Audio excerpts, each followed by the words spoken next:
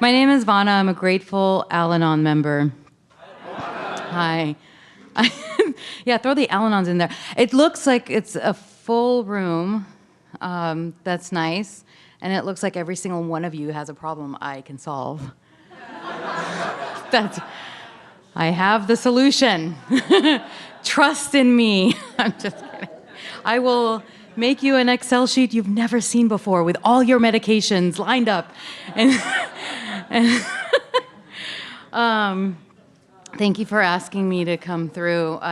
This is such a beautiful place, and it's just so gorgeous, and thank you. And so I do want to identify as an Al-Anon. I don't know if there are any here, but the Excel sheet didn't give it away. I will tell you that step one has been probably the hardest. The speaker last night was, thank you, hi, he's here. So the speaker last night spoke on powerlessness, right? Our dilemma is that we're powerless. It's no different for an Al-Anon member, you know. That is step one. But the only difference is we have a lot of slogans, a lot more, and we've also beat you on all the books. We've got a big book, but we have like a ton of other big books because we really have to we got to stay out of our heads just like you, you know. I think just like you. I don't know. I'm trying to control you as we speak. Yeah. I don't know.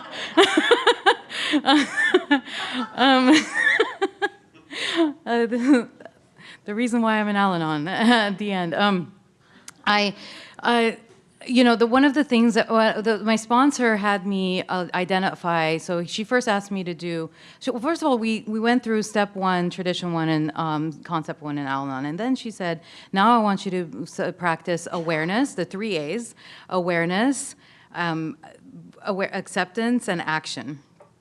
And I was like, okay, but she didn't give me any more directions or anything else. So I kept coming back with, well, I'm aware that I'm angry, and that's all I was. It was like angry. She was like, well, we have to find some compassion in there somewhere too. It was so funny because one day she mentioned that I go from problem to solution, and I was like, yeah, we don't have time for anything else. Like, there's a problem, and I have to find a solution, you know, or else we're all gonna die. The kids, the wife, we're all gonna die. And so we, you know, compassion has been one of the things that I've had to connect with as well while you know, going through this idea of powerlessness when we use the same step. It's powerless over alcohol, you know. It's and so the awareness, I was like, I'm aware that I'm angry, and the action, you know, I accept that I'm angry, and the action that I'm taking is I'm calling my sponsor or calling the other. Well, it turns out that it's not that, it's that I'm aware that I'm powerless, and it's every single one of them. Like, you don't even have to take this, like, notes on this. It's I'm aware that I'm powerless. That's it. No matter what the case may be, I'm aware that I'm powerless, and that I accept that I'm powerless, and then I move on to action, which is usually prayer, getting out of my own head. And sometimes it's not. Sometimes it really is to remove myself from the situation, you know? That might be the action. And so just a little bit about my history and why I came to Al-Anon. You know, I don't remember ever having like a childhood full of like unicorns and fairies. Someone was talking the other day, or last night actually, about their kids and my partner, and he's got a 6-year-old, and it's really different. Like, watching kids, it's really different. So I grew up in Beirut in Lebanon most of my childhood, and during the civil war there. And so just to paint you a picture of that, it was, we didn't have power most of the time, no running water most of the time. My father was there's a lot of trauma and mental health and just a slew of, you pick it, you know, which one you want. And I grew up in an Orthodox Christian community, so it was very much like this. You know, every corner had had a Mother Mary or you know, everything, you know, everybody made the cross every time there was a big bombing or, you know, the battle would start to rise, because you'd hear a gunshot and then you'd hear the machine gun and then you'd hear the bombing start, and then you're now in the throes of it. And so, but my father was also, I want to say some of the greatest things about my father. So he spoke a lot of languages. He was very, God, people loved him. You know, he was a leader. He could take apart a lot of different types of ammunition and put them back together again and teach you how to clean them. And he was vivacious, and people came to him for advice, you know. He was also very violent, and I learned early on that if I just kept the house semi-organized, or the apartment semi-organized, what I mean by that is, like, a lot of our furniture usually was in the middle of the living room because of the war. You usually don't sit on the walls. And usually you're in the middle of the building too with your neighbors when it's a lot more of that battle going on outside. Because it's safer in the middle of a building, in case you guys get into, you know, have to survive a war zone. Just remember, the middle of the building. Well, not anymore, because the bombs now can just go about 5 miles into the ground, so it doesn't matter. You won't survive. You just pray. You just admit you're powerless. Accept and pray. So I do, I do remember having to do a lot to make sure that the mood was set, you know. Wake up earlier, maybe make the coffee for my parents, which wasn't like going to the stove. It was like starting up like a camping, you know, like starting the propane and then putting the pot on there with the water and then putting the coffee in there and waiting for it to rise up. This wasn't the 40s either. This was like 80s, 90s. But this was Lebanon, you know. So making the coffee for them helped, you know, maybe mitigate. And as I grew older, later on, I think it was in my late 20s, early 30s, my father had moved to Armenia, and I went to visit him.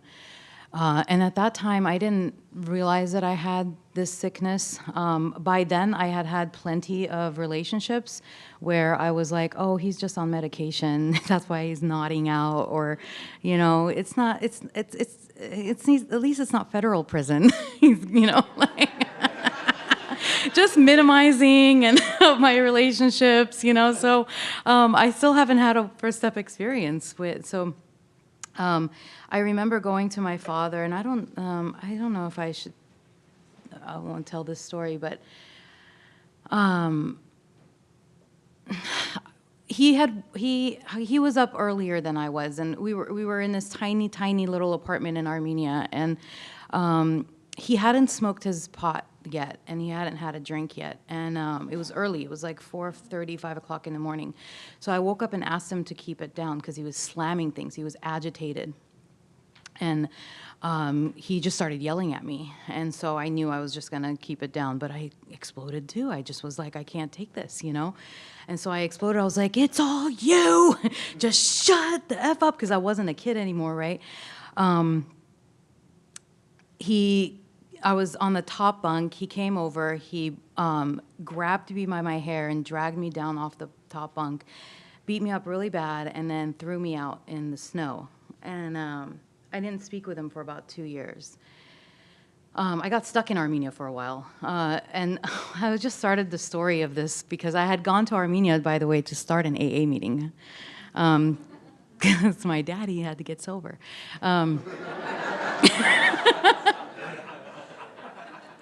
How did that work out? You know, So I can't, I'm back in America, and I'm still just trying to control. And I think, I'm like kind of a high achiever a little bit. Like I'm really good at, I'm a bit of a management manager. I will manage you. Which came in really handy because I'm actually a social worker. and that, by the way, comes in really handy apparently, because problem solution is kind of our thing. And so what happened is I came crawling into Al-Anon. I mean, crawling, I don't know how, I do know how, but how AA does it, but I was unrecognizable. I wasn't getting any sleep. My hair was falling out like in big giant balls of hair. And I have a lot of hair, and I used to have more, but yeah, and just like the color of my face was gone. My nails were gone. I was biting them. I couldn't take it. And by the way, if it wasn't just, I also have to accept that there's a lot of mental health with my mom. She's got a lot of trauma, and she goes in and out of, and I have to accept that and know that I'm powerless over that. I was just talking to my sponsor this morning, or texting with her, and she said, you could just delete her texts. And I was like, oh, I can? Because she's been texting me like back to back to back to back. And they're just, they make me tired. These things make me really tired. Or let's say the qualifier or the alcoholic is going through it, I get so tired. I don't want to get out of bed. Sometimes I'll crawl into bed and I just don't want to get up. That happens a lot, and those are some of the amends that we end up having to make. Is like we don't show up to for people either. We get so tired. So I was really tired, and I came in and I was willing, and I was really open to taking some direction, but I'm just as hard-headed as anyone else. So I fight through a lot of it. My sponsor is an East Coaster, so she's not like, oh, just breathe. I mean, I don't know if Californians are always like that, but she's definitely a lot, rougher around the edges, which is nice. How much more time do I have? I mean, I can end earlier and give other people, right? Yes. Oh, hello. So the last draw for me was I was with someone who was active in their addiction. And again, I was not only trying to manage him, I had his kids living with me. I was trying to manage his mom's addiction too, because it's a family disease, and the bigger your family is, the more I can manage. So it was so interesting because that Excel sheet, I do love Excel, and nothing like a good Excel sheet. I had made an Excel sheet and I had shared it with his mom, and I was like, just make sure that he writes down everything that he's taking and it's gonna be fine. Little did I know that she's smoking meth in the garage too, She's like, oh, okay, yeah. So so then I'm tired. And my hair is still falling out. I want to say some of the slogans that I learned in Al-Anon that were so beautiful that I still just keep. So one of the things that my sponsor suggested is that I take a 30-day no contact. That was like, oh my God. She's like, try it. And so I tried it, and sure enough, my worst fear, he's gone. Because turns out best thing ever happened, best thing for me, but my worst fear was my best life choice, I guess. And she says things like, say what you mean, don't say it mean, you know, because, oh boy. And we take to pen and paper too, you know, I often take to pen and paper. I do a lot of like two-way prayers. Oh gosh, I've really come a long way with the management. I have sometimes I do have little breaks with my mom, like I'll engage. She'll ask me a question and I'll engage. I was like, don't do that. And before I used to explain myself all the time. I don't know, are there any explainers around here?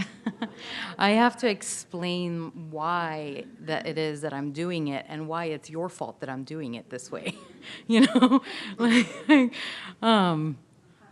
And it's, I have to, like, the reason I have to do this is because you won't get up on time. And now I have to wake up before you. I was just angry. I've also learned a lot of feeling words, which I don't know how helpful they are, but I still don't know how helpful they are because feelings were not like my, I had a hard time with telling you how I feel. Oh my God, do I have a hard time telling you how I feel. I can't, I don't have time for that. I love it, time doesn't exist. I don't know if you were here last night, but time doesn't exist and neither do thoughts. However, I don't have time to explain to you how I feel. So that's step one in a nutshell. It's it's really what it is. It's like you are aware that, I am aware that I'm powerless. And I accept that I'm powerless over people, places, and things. And then I take action. And that action, the best slogan I learned, which I was like, what? Was inaction is action. Like not taking action is actually action. That's kind of out there with the woo-woo stuff, like time doesn't exist. And, you know, and thoughts don't, you know, like, but I love that stuff, right? Like it's not taking action is actually taking action. And no is a complete sentence. So if anybody has ever said that to you and didn't explain themselves after they said no, they're probably an Al-Anon. So that's it for me for step one in Al-Anon. Thank you so much.